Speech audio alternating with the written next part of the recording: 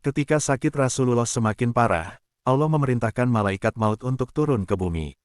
Namun, berbeda dari manusia lain, Allah memberi kehormatan kepada Rasulullah dengan mengizinkan malaikat maut meminta izin sebelum mencabut nyawanya. Malaikat maut pun datang dalam wujud manusia. Rasulullah mulai merasakan kelemahan dalam tubuhnya beberapa hari sebelum wafat. Demam tinggi menyerang, dan sakit kepala yang luar biasa membuatnya sulit untuk berdiri. Meski begitu, beliau tetap berusaha menjalankan tugasnya sebagai pemimpin umat. Setiap hari, beliau masih berusaha keluar dari rumah untuk memimpin salat di Masjid Nabawi, meskipun tubuhnya semakin lemah. Para sahabat yang melihat kondisi Rasulullah mulai merasa cemas dan khawatir akan kesehatannya. Pada suatu malam, Rasulullah merasa sakitnya semakin berat. Beliau meminta izin kepada para istrinya untuk dirawat di rumah Aisyah radhiyallahu anha. Dengan bantuan sahabat-sahabatnya, beliau dipapah menuju rumah Aisyah. Di sana, beliau lebih banyak berbaring, sementara Aisyah dengan penuh kasih sayang merawatnya. Sakit yang dirasakan Rasulullah semakin bertambah parah, namun beliau tetap berusaha tersenyum dan menenangkan orang-orang di sekitarnya. Beberapa hari kemudian, datanglah malaikat Jibril menemui Rasulullah.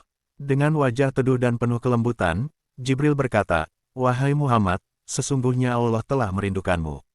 Waktumu di dunia hampir habis." Mendengar ini, Rasulullah terdiam sejenak. Beliau memahami bahwa ajalnya telah dekat, tetapi hatinya tetap dipenuhi ketenangan. Beliau tidak takut akan kematian, namun yang paling beliau pikirkan adalah nasib umatnya setelah kepergiannya. Rasulullah kemudian bertanya kepada Jibril, "Bagaimana dengan umatku setelah kepergianku?" Jibril tersenyum dan menjawab, "Allah tidak akan membiarkan mereka sendirian. Wahai Muhammad, engkau telah menyampaikan risalah dengan sempurna. Umatmu akan tetap berada dalam lindungan Allah, selama mereka berpegang teguh pada ajaranmu." Namun, Rasulullah tetap merasa khawatir. Beliau ingin memastikan bahwa umatnya tidak tersesat setelah beliau wafat. Hari-hari berikutnya, Rasulullah semakin melemah. Para sahabat bergantian menjenguk beliau, dengan air mata yang sulit mereka tahan. Di antara mereka, Umar bin Khattab radhiyallahu anhu tampak tidak percaya bahwa Rasulullah akan meninggalkan mereka. "Tidak, Rasulullah tidak akan wafat," katanya dengan penuh emosi. Sementara itu, Abu Bakar As-Siddiq radhiyallahu anhu berusaha menenangkan para sahabat, meskipun hatinya sendiri dipenuhi kesedihan. Pada suatu malam, Rasulullah meminta agar dirinya dibawa ke masjid. Dengan langkah terlatih-tatih, beliau berjalan ke mimbar dan menyampaikan khutbah terakhirnya. Dengan suara yang lemah namun penuh makna, beliau berkata, "Wahai umatku, jika ada di antara kalian yang pernah aku sakiti, maka balaslah aku sekarang. Jika ada di antara kalian yang pernah aku zalimi, maka tuntutlah aku sekarang." Tidak ada satupun sahabat yang berbicara, karena mereka semua tahu bahwa Rasulullah adalah manusia paling adil dan penyayang. Beliau melanjutkan, "Aku tinggalkan bagi kalian dua perkara. Selama kalian berpegang teguh kepada keduanya, kalian tidak akan tersesat selamanya, yaitu kitabullah dan sunnahku." Suasana di masjid menjadi haru. Para sahabat sadar bahwa ini adalah pesan perpisahan dari Rasulullah. Setelah itu, Rasulullah kembali ke rumah Aisyah dengan kondisi yang semakin lemah. Hari demi hari berlalu, hingga akhirnya malaikat maut turun dengan tugas berat yang harus ia jalankan, mencabut nyawa manusia paling mulia, kekasih Allah, Muhammad. Namun, ada sesuatu yang berbeda kali ini, malaikat maut merasa berat hati untuk menjalankan tugasnya.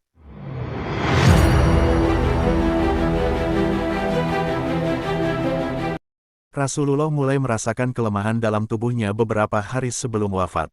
Demam tinggi menyerang, dan sakit kepala yang luar biasa membuatnya sulit untuk berdiri. Meski begitu, beliau tetap berusaha menjalankan tugasnya sebagai pemimpin umat.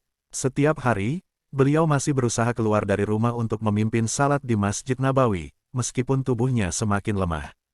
Para sahabat yang melihat kondisi Rasulullah mulai merasa cemas dan khawatir akan kesehatannya. Pada suatu malam, Rasulullah merasa sakitnya semakin berat. Beliau meminta izin kepada para istrinya untuk dirawat di rumah Aisyah radhiyallahu anha. Dengan bantuan sahabat-sahabatnya, beliau dipapah menuju rumah Aisyah. Di sana, beliau lebih banyak berbaring, sementara Aisyah dengan penuh kasih sayang merawatnya. Sakit yang dirasakan Rasulullah semakin bertambah parah, namun beliau tetap berusaha tersenyum dan menenangkan orang-orang di sekitarnya. Beberapa hari kemudian, datanglah malaikat Jibril menemui Rasulullah. Dengan wajah teduh dan penuh kelembutan, Jibril berkata, "Wahai Muhammad, sesungguhnya Allah telah merindukanmu. Waktumu di dunia hampir habis." Mendengar ini, Rasulullah terdiam sejenak. Beliau memahami bahwa ajalnya telah dekat, tetapi hatinya tetap dipenuhi ketenangan. Beliau tidak takut akan kematian, namun yang paling beliau pikirkan adalah nasib umatnya setelah kepergiannya. Rasulullah kemudian bertanya kepada Jibril, "Bagaimana dengan umatku setelah kepergianku?" Jibril tersenyum dan menjawab, "Allah tidak akan membiarkan mereka sendirian. Wahai Muhammad, engkau telah menyampaikan risalah dengan sempurna. Umatmu akan tetap berada dalam lindungan Allah, selama mereka berpegang teguh pada ajaranmu." Namun, Rasulullah tetap merasa khawatir. Beliau ingin memastikan bahwa umatnya tidak tersesat setelah beliau wafat. Hari-hari berikutnya, Rasulullah semakin melemah. Para sahabat bergantian menjenguk beliau, dengan air mata yang sulit mereka tahan. Di antara mereka, Umar bin Khattab radhiyallahu anhu tampak tidak percaya bahwa Rasulullah akan meninggalkan mereka. "Tidak, Rasulullah tidak akan wafat," katanya dengan penuh emosi. Sementara itu, Abu Bakar As-Siddiq radhiyallahu anhu berusaha menenangkan para sahabat, meskipun hatinya sendiri dipenuhi kesedihan. Pada suatu malam, Rasulullah meminta agar dirinya dibawa ke masjid. Dengan langkah terlatih-tatih, beliau berjalan ke mimbar dan menyampaikan khutbah terakhirnya. Dengan suara yang lemah namun penuh makna, beliau berkata, "Wahai umatku, jika ada di antara kalian yang pernah aku sakiti, maka balaslah aku sekarang. Jika ada di antara kalian yang pernah aku zalimi, maka tuntutlah aku sekarang." Tidak ada satupun sahabat yang berbicara, karena mereka semua tahu bahwa Rasulullah adalah manusia paling adil dan penyayang. Beliau melanjutkan, "Aku tinggalkan bagi kalian dua perkara. Selama kalian berpegang teguh kepada keduanya, kalian tidak akan tersesat selamanya, yaitu kitabullah dan sunahku." Suasana di masjid menjadi haru. Para sahabat sadar bahwa ini adalah pesan perpisahan dari Rasulullah. Setelah itu, Rasulullah kembali ke rumah Aisyah dengan kondisi yang semakin lemah. Hari demi hari berlalu, hingga akhirnya malaikat maut turun dengan tugas berat yang harus ia jalankan, mencabut nyawa manusia paling mulia, kekasih Allah, Muhammad. Namun, ada sesuatu yang berbeda kali ini, malaikat maut merasa berat hati untuk menjalankan tugasnya. Hari-hari berlalu, dan kondisi Rasulullah semakin melemah. Raut wajahnya tampak pucat, namun senyum ketenangan tidak pernah hilang dari bibirnya. Para sahabat yang berada di sekelilingnya merasakan kesedihan yang mendalam. Mereka sadar bahwa sosok yang mereka cintai, manusia paling mulia di muka bumi, sedang berada di ujung perjalanannya. Aisyah radhiyallahu anha, yang setia merawat beliau, melihat sendiri bagaimana suaminya berjuang menahan sakit dengan penuh kesabaran. Pada saat itulah, malaikat Jibril turun ke rumah Rasulullah. Dengan penuh hormat, ia duduk di dekat kepala beliau dan berkata, "Wahai Rasulullah, aku datang membawa salam dari Allah. Tuhanmu bertanya, apakah engkau ingin tetap hidup di dunia atau kembali kepadanya?" Aisyah yang berada di dekat Rasulullah mendengar kata-kata itu, dan hatinya semakin sesak oleh kesedihan. Rasulullah menatap Jibril dengan mata yang mulai melemah, lalu dengan suara lirih, beliau menjawab, "Aku memilih untuk bersama dengan Allah, Tuhan yang Maha Tinggi." Jibril menundukkan kepalanya, seolah merasakan kehilangan yang besar. Tidak ada lagi tugas kenabian di dunia, karena utusan terakhir Allah telah menyelesaikan risalahnya dengan sempurna. Setelah itu, malaikat maut turun dan berdiri di depan pintu rumah Rasulullah. Tidak seperti biasanya, kali ini ia tidak langsung masuk dan mencabut nyawa hamba Allah yang telah ditetapkan ajalnya. Dengan penuh hormat, ia meminta izin dari Rasulullah. "Wahai Rasulullah, aku adalah Israel, malaikat pencabut nyawa. Allah telah memerintahkanku untuk mencabut ruhmu, tetapi aku diperintahkan untuk meminta izin terlebih dahulu. Jika engkau mengizinkanku, aku akan menjalankan tugas ini, tetapi jika tidak, aku akan kembali kepada Allah." Aisyah yang berada di sisi Rasulullah tidak dapat menahan air matanya. Beliau melihat bagaimana bahkan malaikat maut pun bersikap penuh hormat kepada suaminya, tidak seperti saat mencabut nyawa manusia lain. Rasulullah tersenyum tipis dan berkata, "Wahai Israel, datanglah dan laksanakan tugasmu." Namun, tangan malaikat maut gemetar. Ia tidak pernah merasa seberat ini saat menjalankan tugasnya. Jibril yang masih berada di dekat Rasulullah menundukkan kepala. "Wahai Muhammad, setelah hari ini, aku tidak akan lagi turun ke bumi. Ini adalah pertemuan terakhirku denganmu. Rasulullah menatap Jibril dengan penuh kasih sayang dan berkata, engkau selalu datang menemaniku dengan wahyu dari Allah, dan kini engkau meninggalkanku. Air mata menetes dari wajah Jibril. Ia tidak pernah merasakan kesedihan seperti ini sebelumnya. Akhirnya, malaikat maut mulai melaksanakan tugasnya. Perlahan, ruh Rasulullah mulai terlepas dari jasadnya. Keringat dingin membasahi dahinya, dan beliau berbisik dengan suara lirih, La ilaha illallah, bersama orang-orang yang engkau beri nikmat, wahai Allah, di surga Firdaus yang paling tinggi. Aisyah menahan isak tangisnya, sementara para sahabat di luar rumah menanti dengan penuh kekhawatiran. Ruh Rasulullah semakin naik ke langit, dan seiring dengan itu, dunia terasa begitu sunyi. Madinah yang biasanya penuh dengan cahaya kebahagiaan kini dirundung duka yang mendalam. Malaikat maut telah menyelesaikan tugasnya, tetapi hatinya masih berat. Ia baru saja mencabut nyawa manusia paling mulia, sosok yang menjadi rahmat bagi seluruh alam. Seiring dengan keluarnya ruh Rasulullah dari jasadnya, suasana di dalam rumah Aisyah radhiyallahu anha menjadi begitu sunyi. Aisyah yang berada di samping beliau merasakan dinginnya tubuh suaminya. Dengan penuh kasih sayang, ia menyandarkan kepala Rasulullah di pangkuannya dan menyadari bahwa manusia paling mulia di muka bumi telah pergi menghadap Allah. Air matanya mengalir deras, namun ia tahu bahwa suaminya kini telah berada di sisi Rabb-Nya dalam keadaan penuh kemuliaan. Di luar rumah, para sahabat yang menunggu dengan penuh kecemasan akhirnya mendapat kabar duka. Umar bin Khattab radhiyallahu anhu tidak dapat menerima kenyataan tersebut. Dengan mata yang penuh amarah dan kesedihan, ia menghunus pedangnya dan berkata, barang siapa yang mengatakan bahwa Muhammad telah wafat, akan kupenggal kepalanya. Rasulullah tidak mati, beliau hanya pergi menghadap Tuhannya seperti Musa yang kembali setelah beberapa waktu. Suaranya menggema di antara orang-orang yang telah jatuh dalam kesedihan mendalam. Namun, Abu Bakar As-Siddiq radhiyallahu anhu yang baru tiba segera masuk ke dalam rumah Aisyah. Dengan hati yang berat, ia melihat tubuh Rasulullah yang telah terbujur kaku. Abu Bakar mendekat, mencium kening Rasulullah, dan berkata dengan suara bergetar, demi Allah, tidak ada yang lebih indah dalam hidup dan matimu, wahai Rasulullah.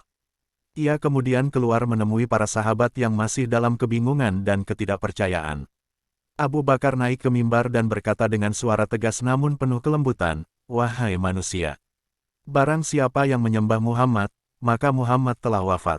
Tetapi barang siapa yang menyembah Allah, maka Allah Maha Hidup dan tidak akan pernah mati. Kemudian ia membaca firman Allah dalam surah Ali Imran ayat 144. Muhammad itu tidak lain hanyalah seorang rasul, sungguh telah berlalu sebelumnya beberapa rasul. Apakah jika dia wafat atau dibunuh, kamu berbalik ke belakang, murtad? Barang siapa yang berbalik ke belakang, maka ia tidak akan mendatangkan mudarat kepada Allah sedikitpun, dan Allah akan memberi balasan kepada orang-orang yang bersyukur. Ayat ini menggema di hati para sahabat. Umar yang tadinya dalam kemarahan pun terdiam. Kakinya melemah, pedangnya terjatuh, dan ia menangis terseduh-seduh. Kini ia sadar bahwa Rasulullah benar-benar telah meninggalkan mereka. Kesedihan melanda seluruh penjuru Madinah. Orang-orang menangis, suara tangisan memenuhi jalan-jalan, dan langit seakan-akan menjadi lebih kelam. Di rumah Rasulullah, para sahabat yang lain berdatangan untuk melihat beliau untuk terakhir kalinya. Utsman bin Affan radhiyallahu anhu tidak sanggup berkata apapun, tangannya gemetar, sementara Ali bin Abi Thalib radhiyallahu anhu dengan berat hati membantu mempersiapkan jenazah Rasulullah. Mereka semua ingin menguatkan satu sama lain, tetapi kehilangan Rasulullah adalah luka yang begitu dalam. Ketika waktu pemakaman tiba, para sahabat sepakat untuk menguburkan beliau di kamar tempatnya wafat, yaitu di rumah Aisyah radhiyallahu anha. Madinah yang biasanya penuh dengan cahaya kehadiran Rasulullah kini terasa hening dan penuh duka. Namun, meskipun jasad beliau telah tiada, cahaya risalah Islam yang beliau bawa akan terus bersinar hingga akhir zaman. Setelah kabar wafatnya Rasulullah tersebar di seluruh Madinah, kesedihan melanda seluruh kaum muslimin. Orang-orang berduyun-duyun datang ke rumah Aisyah radhiyallahu anha, tempat di mana Rasulullah menghembuskan napas terakhirnya. Tangisan terdengar di mana-mana, dan wajah-wajah yang biasanya dipenuhi kebahagiaan kini diliputi duka mendalam. Tidak ada yang bisa membayangkan kehidupan tanpa Rasulullah di tengah-tengah mereka. Di dalam rumah, para sahabat utama seperti Ali bin Abi Thalib, Abbas bin Abdul Muthalib paman Rasulullah dan Fadl bin Abbas mulai mempersiapkan jenazah beliau. Mereka berdiskusi mengenai bagaimana cara memandikan dan mengkafani jasad Rasulullah. Akhirnya, mereka sepakat untuk memandikan beliau dengan pakaian yang masih dikenakannya, tanpa melepaskannya, sebagai bentuk penghormatan. Dengan penuh kelembutan, mereka menuangkan air ke tubuh beliau dan membersihkannya, seolah-olah tidak ingin melepaskan beliau dari dunia ini. Setelah selesai dimandikan, Rasulullah dikafani dengan 3 helai kain putih bersih tanpa baju dan sorban, sebagaimana yang beliau wasiatkan semasa hidupnya. Tidak ada kain mewah atau hiasan khusus, karena beliau adalah manusia yang hidup dengan kesederhanaan hingga akhir hayatnya. Setiap helai kain yang membungkus tubuh beliau menjadi saksi perjalanan hidup seorang nabi yang penuh pengorbanan demi umatnya. Saat waktu salat jenazah tiba, muncul kebingungan di antara para sahabat. Mereka bertanya, siapakah yang akan menjadi imam dalam salat jenazah Rasulullah? Tidak ada seorang pun yang merasa pantas untuk berdiri di depan dan mengimami salat bagi manusia paling mulia. Akhirnya, mereka memutuskan bahwa salat jenazah akan dilakukan secara bergantian. Pertama, keluarga terdekat Rasulullah masuk ke dalam kamar dan menyalatkannya.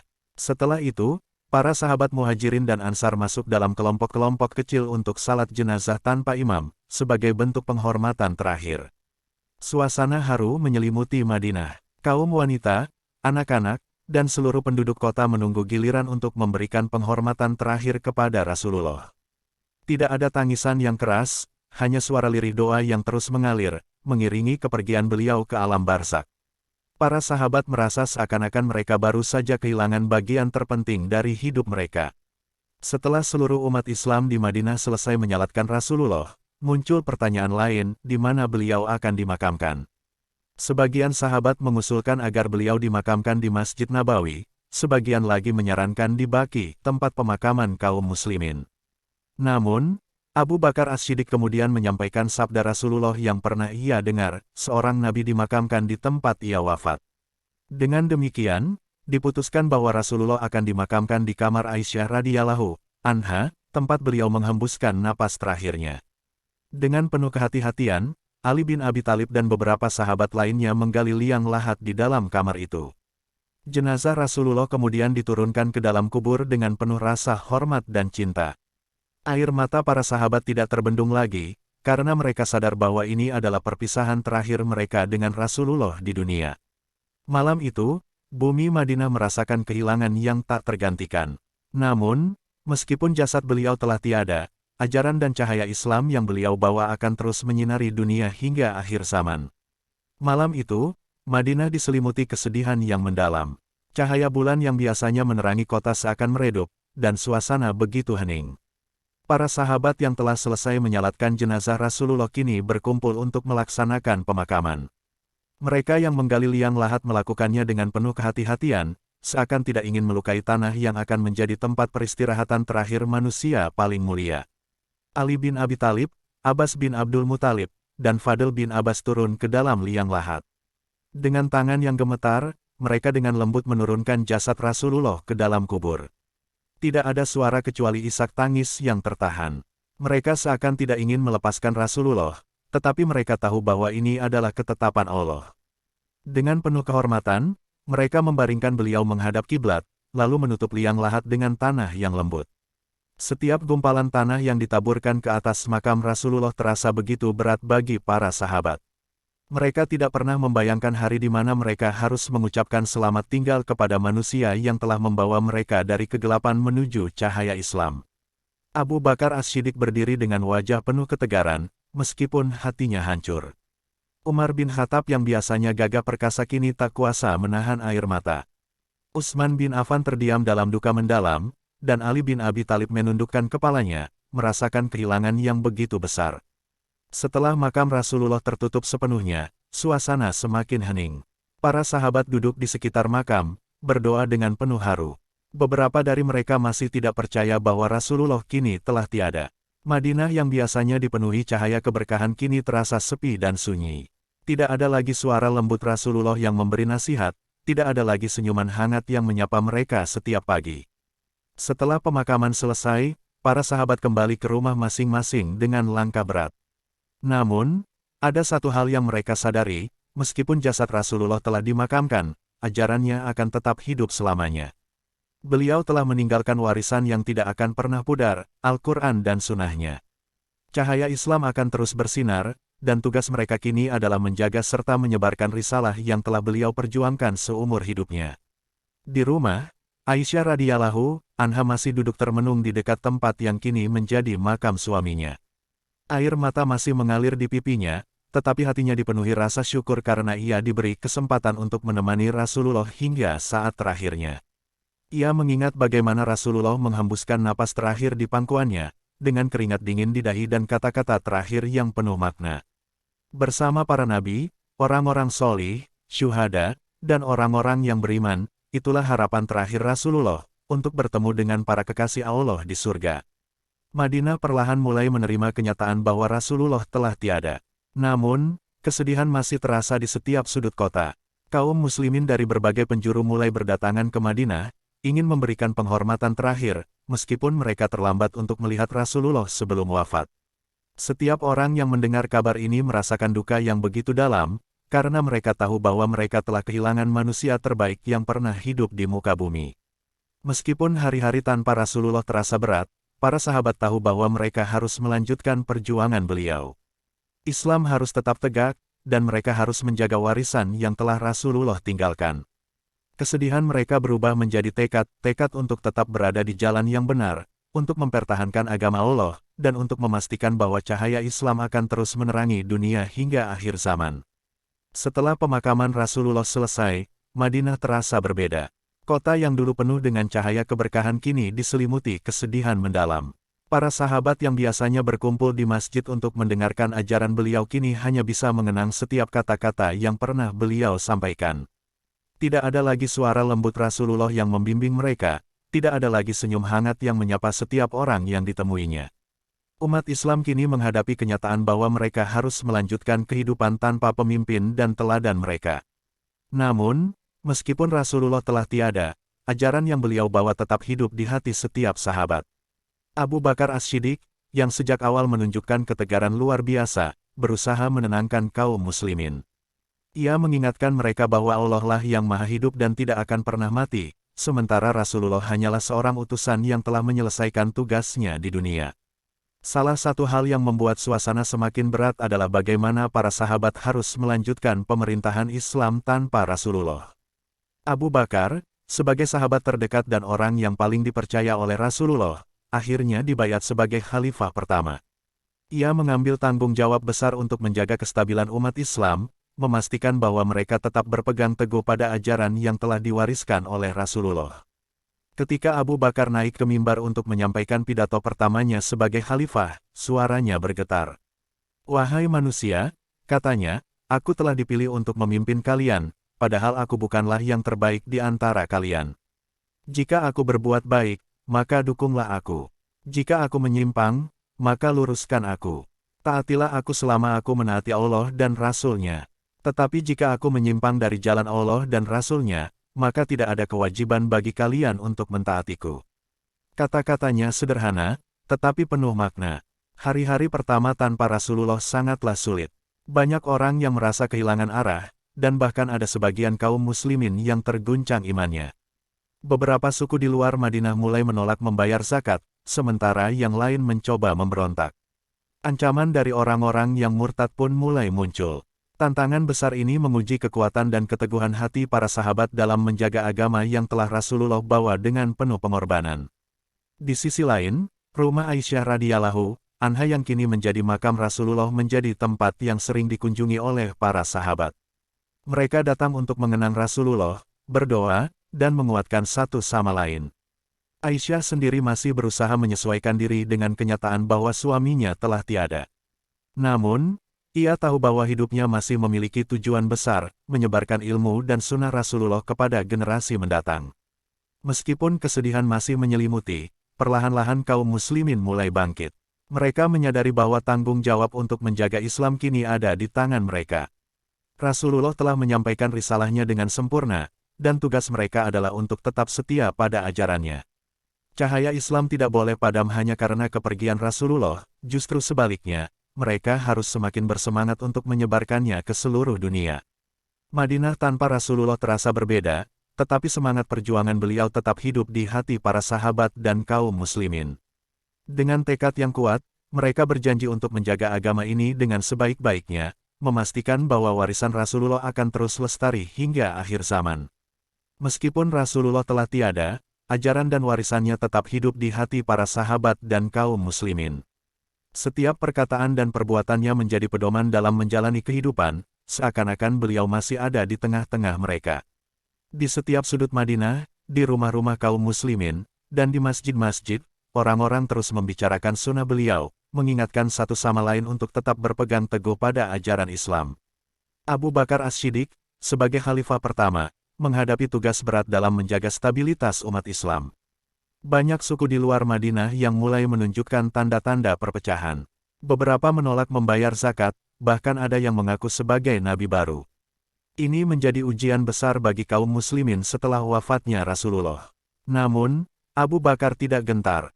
Dengan ketegasan dan keimanannya yang kuat, ia segera mengambil tindakan untuk menumpas segala bentuk pemberontakan dan memastikan Islam tetap tegak. Di sisi lain, para sahabat berusaha untuk mengumpulkan dan menjaga wahyu yang telah diturunkan kepada Rasulullah. Al-Quran, yang sebelumnya dihafal oleh banyak sahabat, mulai dikumpulkan dalam bentuk tulisan agar tidak ada satu ayat pun yang hilang. Umar bin Khattab mengusulkan kepada Abu Bakar agar wahyu yang telah turun dikumpulkan dalam satu mushaf, mengingat banyak penghafal Al-Quran yang gugur dalam peperangan melawan kaum murtad.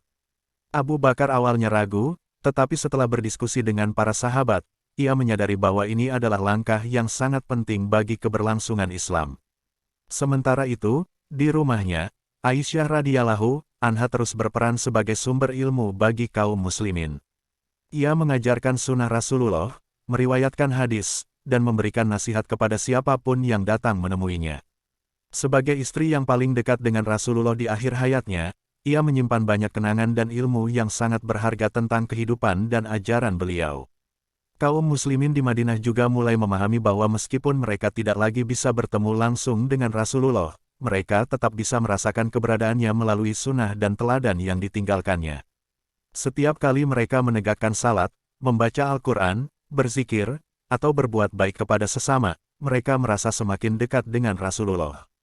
Islam terus berkembang, tidak hanya di Madinah tetapi juga ke berbagai penjuru dunia.